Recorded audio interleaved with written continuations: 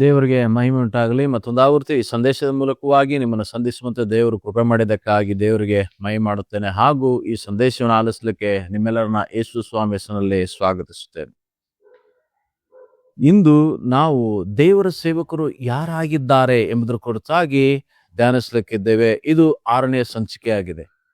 ದೇವರ ಸೇವಕರು ಯಾರಾಗಿದ್ದಾರೆ ಎಂಬುದನ್ನು ನೋಡುವಾಗ ಅವರು ದೇವರಿಂದ ಕರೆಯಲ್ಪಟ್ಟವರು, ದೇವರಿಂದ ಆರಿಸಲ್ಪಟ್ಟವರು, ದೇವರಿಂದ ನೇಮಿಸಲ್ಪಟ್ಟವರು, ದೇವರ ಪ್ರತಿರೂಪವಾಗಿರ್ತಕ್ಕಂಥವರು, ದೇವರಿಗೆ ಬಾಯಾಗಿರುವವನು ಆಗಿದ್ದಾನೆ. ಈ ದಿನ ನಾವು ಈ ರೀತಿ ದೇವರಿಗೆ ಬಾಯಾಗಿರ್ತಕ್ಕಂಥವನು ದೇವರಿಗಾಗಿ ಜೀವಿಸುವನಾಗಿದ್ದಾನೆ ಎಂಬುದರ ಕುರಿತಾಗಿ ನಾವು ದೇವರ ವಾಕ್ಯವನ್ನ ಧ್ಯಾನಿಸ್ಲಿಕ್ಕಿದೆ. ಅಂದ್ರೆ ದೇವರಿಂದ ಕರೆಯಲ್ಪಟ್ಟಂತ ಸೇವಕ ಆತನು ದೇವರಿಗಾಗಿ ಜೀವಿಸ್ತಕ್ಕಂಥವನಾಗಿದ್ದಾನೆ ಎಂಬುದಾಗಿ ದೇವರ ವಾಕ್ಯದಲ್ಲಿ ನಾವು ಅನೇಕ ಕಡೆ ಸ್ಪಷ್ಟವಾಗಿ ನೋಡ್ತೇವೆ. ಅಂದ್ರೆ ದೇವರ ಸೇವೆಯಲ್ಲಿರ್ತಕ್ಕಂಥ ಮನುಷ್ಯ ಅವನು ತನಗಾಗಿ ಜೀವಿಸ್ತಕ್ಕಂಥವನಲ್ಲ, ಅವನು ದೇವರಿಗಾಗಿ ಜೀವಿಸುವಂಥವನು.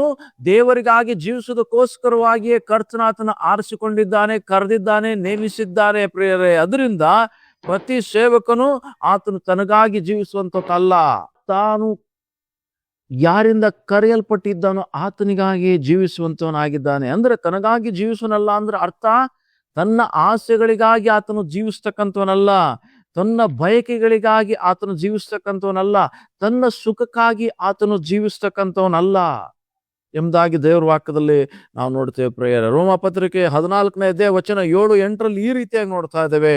ನಮ್ಮಲ್ಲಿ ಒಬ್ಬನಾದರೂ ತನಗಾಗಿ ಬದುಕುವುದೂ ಇಲ್ಲ, ತನಗಾಗಿ ಸಾಯುವುದೂ ಇಲ್ಲ.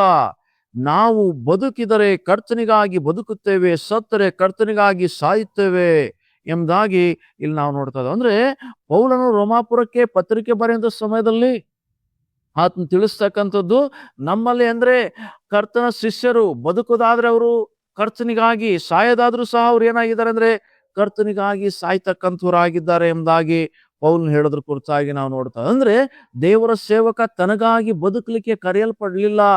ಆತನು ಯಾರಿಗಾಗಿ ಬದುಕಲಿಕ್ಕೆ ಕರೆಯಲ್ಪಟ್ಟಿದ್ದಾನೆ? ದೇವರಿಗೋಸ್ಕರ ಬದುಕಲಿಕ್ಕೆ, ದೇವರಿಗೋಸ್ಕರ ಬಾಳೋದಕ್ಕಾಗಿ ಆತನು ಕರೆಯಲ್ಪಟ್ಟಿದ್ದಾನೆ ಎಂಬುದಾಗಿ ಪೌಲನು ಅನೇಕ ಕಡೆ ಆತನು ಪತ್ರಿಕೆ ಬರೆಯೋ ಸಮಯದಲ್ಲಿ ತಿಳಿಸೋದನ್ನು ನಾವು ನೋಡ್ತೇವೆ. ಹಾಗೆ 2 ಕೊರಿಂಥ ಪತ್ರಿಕೆಯ 5ನೇ ಅಧ್ಯಾಯ 15ನೇ ವಚನದಲ್ಲಿ ಈ ರೀತಿಯಾಗಿ ನೋಡ್ತಾ ಇದ್ದೇವೆ. ಜೀವಿಸುವವರು ಇನ್ನು ಮೇಲೆ ತಮಗಾಗಿ ಜೀವಿಸದೆ ತಮಗೋಸ್ಕರ ಸತ್ತು ಎದ್ದು ಬಂದಾತನಿಗಾಗಿ ಜೀವಿಸಬೇಕೆಂತಲೇ ಆತನು ಎಲ್ಲರಿಗೋಸ್ಕರ ಸತ್ತನು ಎಂಬುದಾಗಿ ಇಲ್ಲಿ ನಾವು ನೋಡ್ತಾ. ಅಂದ್ರೆ ದೇವ ಜನರೆಲ್ಲರೂ, ದೇವರ ಮಕ್ಕಳೆಲ್ಲರೂ, ವಿಶೇಷವಾಗಿ ದೇವರ ಸೇವಕರು ಅವರು ಏನ್ ಮಾಡ್ಬೇಕಾಗಿದೆ ಎಂಬ ನೋಡುವಾಗ ತಮಗಾಗಿ ಅವರು ಜೀವಿಸ್ತಕ್ಕಂಥದ್ದಲ್ಲ, ತಮಗೋಸ್ಕರ ಸಿಲುಬೆಯಲ್ಲಿ ಪ್ರಾಣ ಕೊಟ್ಟು ಸಮಾಧಿಯಿಂದ ಎದ್ದು ಬಂದಾತನಿಗಾಗಿ ಅವರು ಜೀವಿಸ್ತಕ್ಕಂಥವರಾಗಿದ್ದಾರೆ ಎಂಬುದಾಗಿ ನಾವು ನೋಡ್ತಾ ಇದ್ದೇವೆ ಪ್ರೇರೆ. ಅಂದ್ರೆ ದೇವರು ನಮ್ಮನ್ನ ಪ್ರೀತಿಸಿ ನಮಗೋಸ್ಕರ ತನ್ನ ಪ್ರಾಣ ಕೊಟ್ಟು ಸತ್ತು ಸಮಾಧಿಯಿಂದ ಎದ್ದು ಬಂದಿದ್ದಾನೆ. ನಾವು ಆ ಎದ್ದು ಬಂದಾತನಿಗಾಗಿ ಜೀವಿಸ್ತಕ್ಕಂಥವರಾಗಿದ್ದೇವೆ. ಸ್ವಾಮಿ ನಮಗಾಗಿ ಪ್ರಾಣ ಕೊಟ್ಟಿದ್ದಾನೆ, ನಮಗೋಸ್ಕರ ಬಲಿದಾನಗಳನ್ನು ಮಾಡಿದ್ದಾನೆ, ನಮಗಾಗಿ ಸ್ವಾಮಿ ಎಲ್ಲವನ್ನ ಮಾಡಿದ್ದಾನೆ. ನಮಗಾಗಿ ಎಲ್ಲವನ್ನ ಮಾಡಿದಂತ ಆತನಿಗಾಗಿ ನಾವು ಬದುಕ್ತಕ್ಕಂಥವ್ರು. ಆತನ ಬಯಕೆಗಳು ನಮ್ಮ ಬಯಕೆಗಳಾಗಿರ್ಬೇಕು.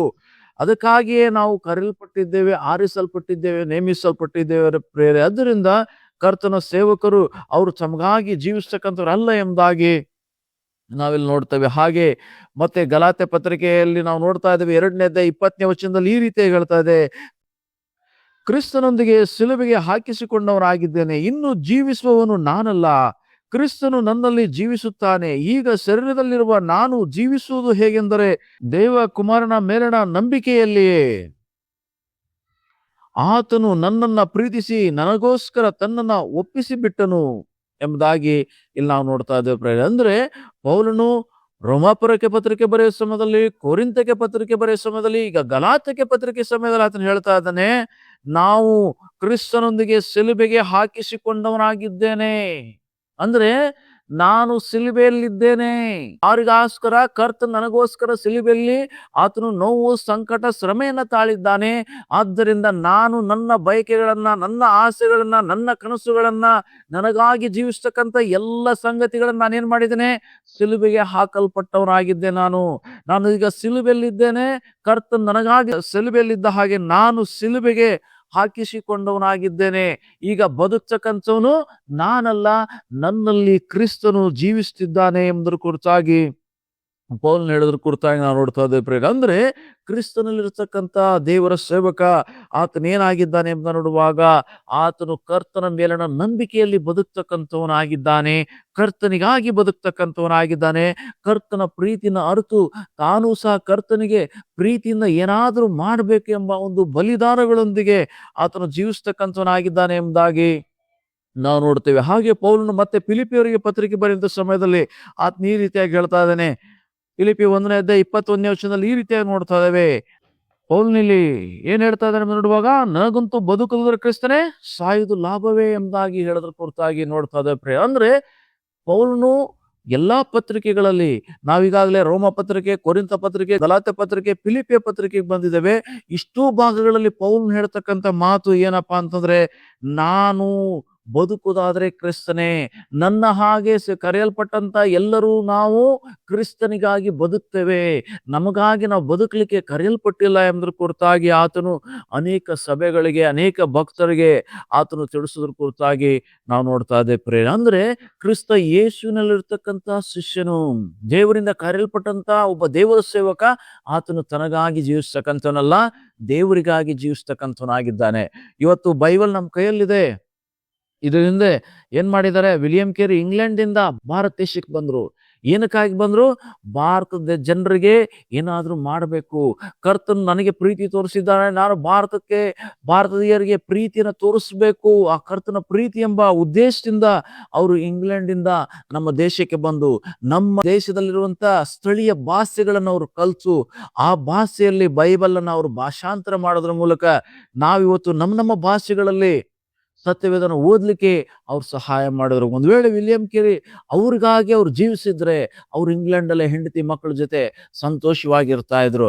ಆದ್ರೆ ಅವರು ತಮಗಾಗಿ, ತಮ್ಮ ಕುಟುಂಬ ಮಕ್ಕಳಿಗಾಗಿ, ತಮ್ಮ ಸಂತೋಷಕ್ಕಾಗಿ ಜೀವಿಸದೆ, ಅಪರಿಚಯ ಇಲ್ಲದೆ ಇರ್ತಕ್ಕಂಥ ದೇಶ, ಭಾಷೆಗಳು ಗೊತ್ತಿಲ್ಲದೆ ಇರ್ತಕ್ಕಂಥ ದೇಶಕ್ಕೆ ಬಂದು ಅವ್ರೇನ್ ಮಾಡಿದ್ರೆ ಎಂಬುದನ್ನು ನೋಡುವಾಗ, ಅವರು ಕ್ರಿಸ್ತನಿಗಾಗಿ ಜೀವಿಸೋದ್ರ ಮೂಲಕ, ಆತನಿಗೋಸ್ಕರ ಬಾಳುದ್ರ ಮೂಲಕ ಅವ್ರು ಏನ್ ಮಾಡಿದ್ರು ಅಂದ್ರೆ ಕರ್ತನಿಗಾಗಿ ಸೇವೆಯನ್ನು ಅವರು ಮಾಡಿದ್ದಾರೆ.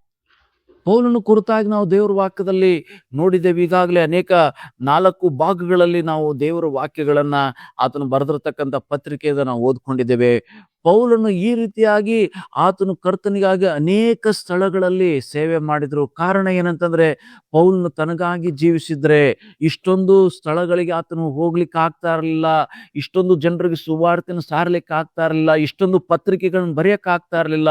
ಪೌಲನು ಸತ್ಯವೇದದಲ್ಲಿ ಹೆಚ್ಚಿನ ಪತ್ರಿಕೆಗಳನ್ನ ಬರೆದಂತ ಭಕ್ತನು, ಕರ್ತನ ಶಿಷ್ಯನು ಆತನಾಗಿದ್ದಾನೆ ಪ್ರೇರೆ. ಇದು ಹೇಗೆ ಸಾಧ್ಯವಾಯ್ತು ಅಂತಂದ್ರೆ, ಕರ್ತನಿಗಾಗಿ ಜೀವಿಸುವುದರಿಂದಲೇ ಆತನು ಅನೇಕ ಸ್ಥಳಗಳಲ್ಲಿ ಸೇವೆಯನ್ನ ಮಾಡಿದನು. ಅನೇಕ ಸ್ಥಳಗಳಿರ್ತಕ್ಕಂಥ ಜನರಿಗೆ ಪತ್ರಿಕೆಗಳ ಮೂಲಕವಾಗಿ ಆತನು ಕರ್ತನ ಸಂದೇಶಗಳನ್ನ ತಿಳಿಸಿದ್ರ ಕುರಿತಾಗಿ ನಾವು ದೇವರ ವಾಕ್ಯದಲ್ಲಿ ನಾವು ನೋಡ್ತಾ ಇದ್ದೇವೆ ಪ್ರೇರೆ. ಇವತ್ತು ಪೌಲನನ್ನ ಕರೆದಂತೆ ನಿಮ್ಮ ಮಧ್ಯದಲ್ಲಿ ಸೇವೆ ಮಾಡ್ತಕ್ಕಂಥ ನಿಮ್ಮ ಸೇವಕರನ್ನು ಅವರು ಕರೆದಿದ್ದಾರೆ. ನಿಮ್ಮ ಸೇವಕರು ಬದುಕ್ತಾ ಇರ್ತಕ್ಕಂಥದ್ದು ಆತ್ಮಗಳ ರಕ್ಷಣೆಗಾಗಿ, ಜನರ ಒಳ್ಳೇದು ಮಾಡೋದಕ್ಕೋಸ್ಕರವಾಗಿ, ಜನರಿಗೆ ಕರ್ತನ ಪ್ರೀತಿ ತೋರಿಸೋದಕ್ಕೋಸ್ಕರವಾಗಿ ಅವ್ರು ಬದುಕಿದ್ದಾರೆ ಹೊರತು ತಮಗಾಗಿ ಅವ್ರು ಬದುಕಲಿಲ್ಲ. ಒಂದು ವೇಳೆ ನಿಮ್ಮ ಮಧ್ಯದಲ್ಲಿ ಸೇವೆ ಮಾಡ್ತಕ್ಕಂಥ ಸೇವಕರು ಅವ್ರಿಗಾಗಿ ಬದುಕಿದ್ರೆ ಅವ್ರ ತಂದೆ ತಾಯಿ ಜೊತೆಗೆ ಇರ್ತಾ ಇದ್ರು, ಅವ್ರ ಹೆಂಡತಿ ಮಕ್ಕಳ ಜೊತೆ ನೆಮ್ಮದಿಯಾಗಿರ್ತಾ ಇದ್ರು. ಇವತ್ತು ನಿಮ್ಮನ್ನು ಸಂಧಿಸ್ಲಿಕ್ಕೆ ಆಗ್ತಾ ಇರಲಿಲ್ಲ. ಇವತ್ತು ನಿಮ್ಮನ್ನು ಸಂಧಿಸಿ ನಿಮಗೆ ದೇವರ ಶುಭ ವರ್ತಮಾನ ತಿಳಿಸ್ತಾ ಇದ್ದಾರೆ ಅಂತಂದ್ರೆ ಆ ಸೇವಕರುಗಳು ತಮಗಾಗಿ ಜೀವಿಸದೆ, ಅವರು ಕರ್ತನಿಗಾಗಿ ಜೀವಿಸಿದ್ರಿಂದಲೇ ಕರ್ತನ ಪ್ರೀತಿನ ಸಾರಲಿಕ್ಕೆ ನಿಮ್ಮ ಮಧ್ಯದಲ್ಲಿ ಸೇವಕರುಗಳು ಇದ್ದಾರೆ ಪ್ರೇಯರೇ. ಅದರಿಂದ ಇವತ್ತು ದೇವರ ಸೇವಕ ಯಾರಾಗಿದ್ದಾನೆ ಎಂದು ನೋಡುವಾಗ ಆತನು ದೇವರಿಗಾಗಿ ಜೀವಿಸ್ತಕ್ಕಂಥ ವ್ಯಕ್ತಿಯಾಗಿದ್ದಾನೆ. ಅದರಿಂದ ನಾವು ಅವ್ರಿಗೋಸ್ಕರ ಪ್ರಾರ್ಥನೆ ಮಾಡೋಣ. ಅವರು ಎಷ್ಟೊಂದು ತ್ಯಾಗಗಳನ್ನ ಮಾಡಿದ್ದಾರೆ. ಸ್ವಂತ ಊರುಗಳನ್ನ ಬಿಟ್ಟು, ಸ್ವಂತ ಬಂಧು ಮಿತ್ರರನ್ನ ಬಿಟ್ಟು, ತಂದೆ ತಾಯಿಗಳನ್ನ ಬಿಟ್ಟು, ಎಲ್ಲರನ್ನ ಬಿಟ್ಟು ಅವರು ಬಂದು ಏನ್ ಮಾಡ್ತಾ ಇದ್ದಾರೆ ಅಂದ್ರೆ ವಿವಿಧ ಸ್ಥಳಗಳಲ್ಲಿ, ಹೊಸ ಹೊಸ ಸ್ಥಳಗಳಲ್ಲಿ ಅವರು ಸೇವೆ ಮಾಡ್ತಾ ಇದ್ದಾರೆ. ಈ ರೀತಿಯಾಗಿ ತಮಗಾಗಿ ಜೀವಿಸದೆ ತಮ್ಮನ್ನ ಕರದಾತನಿಗಾಗಿ ಜೀವಿಸ್ತಕ್ಕಂಥ ಕರ್ತನ ಸೇವಕರಿಗಾಗಿ ನಾವು ಈ ಸಮಯ ಪ್ರಾರ್ಥನೆ ಮಾಡೋಣ. ಸರ್ವಶಕ್ತನಾಗಿರುವ ಪ್ರಭು, ಈ ಸಮಯಕ್ಕಾಗಿ ನಿಮಗೆ ಮಹಿಮೆ ಮಾಡುತ್ತೇವಪ್ಪ. ನಿನ್ನ ಸೇವಕರು ಯಾರಾಗಿದ್ದಾರೆ ಎಂಬುದನ್ನು ನೋಡುವಾಗ ಅವರು ಕರ್ತನೆ ನಿನಗಾಗಿ ಬದುಕ್ತಕ್ಕಂಥವ್ರು ಆಗಿದ್ದಾರೆ. ತಮಗಾಗಿ ಬದುಕುವರಲ್ಲ ಸ್ವಾಮಿ. ಅದರಿಂದ ನಿನಗಾಗಿ ಬದುಕಲಿಕ್ಕೆ ಮನಸ್ಸು ಮಾಡಿ ಬಂದು ಸೇವೆ ಸಲ್ಲಿಸುತ್ತಿರುವಂತ ಎಲ್ಲ ಕರ್ತನೆ ನಿನ್ನ ಸೇವಕರುಗಳನ್ನ ಆಶೀರ್ವಾದ ಮಾಡು. ಅವರು ಮಾಡಿರುವಂತ ತ್ಯಾಗ ಬಲಿದಾನಗಳಿಗೆ ಸ್ವಾಮಿ ನೀನು ಪ್ರತಿಫಲವನ್ನು ಅನುಗ್ರಹಿಸು. ಇವತ್ತು ನಿನ್ನ ಮಕ್ಕಳು ಕರ್ತನೆ ಯಾವ ಪರಿಸ್ಥಿತಿಯಲ್ಲಿದ್ದಾರೋ ಗೊತ್ತಿಲ್ಲ ಸ್ವಾಮಿ. ಎಲ್ಲ ನಿನ್ನ ಸೇವಕರುಗಳನ್ನ ಆಶೀರ್ವಾದ ಮಾಡು. ಅವ್ರಿಗೆ ಬೇಕಾಗಿರತಕ್ಕಂಥ ಎಲ್ಲ ಕರ್ತನೆ ಅವಶ್ಯಕತೆಗಳನ್ನ ಒದಗಿಸಿಕೊಡೋದ್ರ ಮೂಲಕ ನೀನು ಅವ್ರ ಜೊತೆಗೆ ಇಮ್ಮಾನುವೇಲ್ನಾಗಿರು, ಯೆಹೋವ ಈರೇ ಆಗಿದ್ದು ಎಲ್ಲರ ಕೊರತೆಗಳನ್ನ ನೀಗಿಸು. ಎಲ್ಲರ ನಿನ್ನ ಸೇವೆ ಶ್ರೇಷ್ಠ ಉಪಯೋಗಿಸ್ಕೊ. ಅವ್ರು ನಿನಗಾಗಿ ಬದುಕುತ್ತಿರುವಲ್ಲಿ ಸ್ವಾಮಿ ಅವ್ರಿಗೆ ಬರಬೇಕಾದ ಪ್ರತಿಫಲವನ್ನು ಅನುಗ್ರಹಿಸು. ಅವ್ರು ಮಾಡಿದ ಸೇವೆಗಳನ್ನ ಆಶೀರ್ವದಿಸು, ಅಭಿವೃದ್ಧಿಪಡಿಸು. ಹೀಗೆ ನಮ್ಮನ್ನ ನಿಮಗಾಗಿ ಬದುಕಲಿಕ್ಕೆ ಕರೆದಿದ್ದೀಯ ಸ್ವಾಮಿ. ಅದಕ್ಕಾಗಿ ಸ್ತೋತ್ರ. ಕೊನೆಯವರೆಗೂ ನಾವು ನಿಮಗಾಗಿ ಬದುಕಲಿಕ್ಕೆ ಬಾಡಿ ಹೋಗದ ಜಯಮಾಲೆಯನ್ನ ನಿನ್ನಿಂದ ಹೊಂದುವಂತೆ ನಮಗೆ ಕೃಪೆ ಮಾಡು. ಯೇಸುವಿನ ಮೂಲಕವಾಗಿ ಪ್ರಾರ್ಥಿಸ್ತೇವೆ ಪರಲೋಕ ತಂದೆಯೇ, ಆಮೇನ್. ದೇವರಿಗೆ ಮಹಿಮೆ ಉಂಟಾಗಲಿ. ಈ ಚಾನಲ್ನಲ್ಲಿ ಬರ್ತಕ್ಕಂಥ ಸಂದೇಶಗಳು ನಿಮಗೆ ಸಂತೋಷಗಳನ್ನ ಸಮಾಧಾನವನ್ನು ತಂದಿರೋದಾದ್ರೆ ಈ ಚಾನಲ್ಗೆ ಸಬ್ಸ್ಕ್ರೈಬ್ ಮಾಡಿ. ಪ್ರತಿದಿನ ಈ ವಾಕ್ಯಗಳನ್ನ ಆಲಿಸೋದ್ರ ಮೂಲಕವಾಗಿ ದೇವರ ವಾಕ್ಯದಲ್ಲಿ ನೀವು ಬೆಳೀರಿ. ಹಾಗೂ ಇನ್ನೂ ಅನೇಕ ನಿಮ್ಮ ಸ್ನೇಹಿತರಿಗೆ ಈ ವಿಷಯವನ್ನು ಶೇರ್ ಮಾಡಿಕೊಳ್ಳೋದ್ರ ಮೂಲಕ ಈ ಸೇವೆಗೆ ಬೆಂಬಲಿಸಿ ಸಬ್ಸ್ಕ್ರೈಬ್ ಮಾಡಿಕೊಳ್ಳಿ ಎಂದು ಯೇಸು ಸ್ವಾಮಿ ಹೆಸರಿನಲ್ಲಿ ವಿನಂತಿಸಿಕೊಳ್ತೇನೆ. ದೇವರು ನಿಮ್ಮನ್ನು ಆಶೀರ್ವದಿಸಲಿ.